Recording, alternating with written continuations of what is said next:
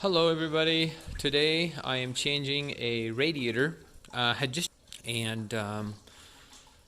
Procedure to change the radiator is we got to remove these 3 bolts here, and then you have to come back and remove this one here, and you got to remove these 3 here.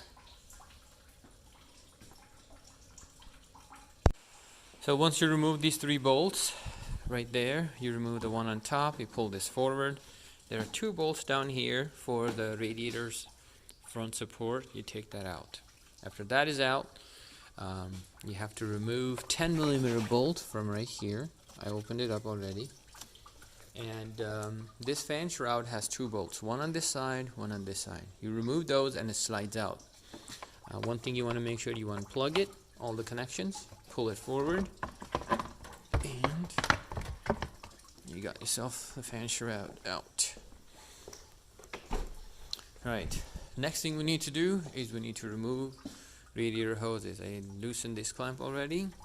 You have to loosen the one down here. Okay, yeah. I'm not going to remove any of them right now because I'm still draining the coolant.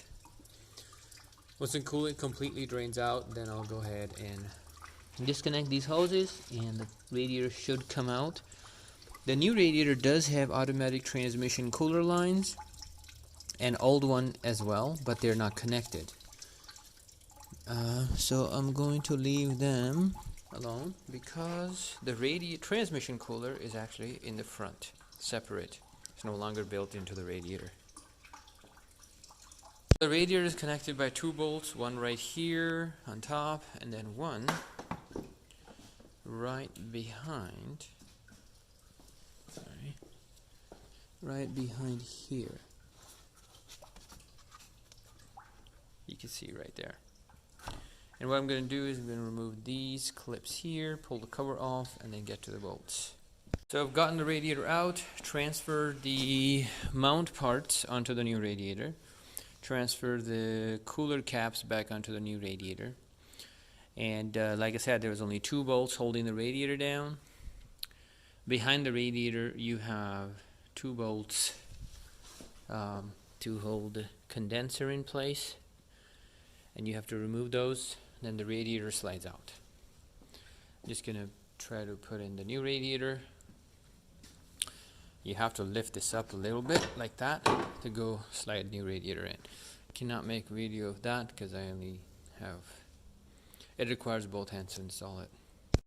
Alright, so the radiator is in. I have tightened the screws here.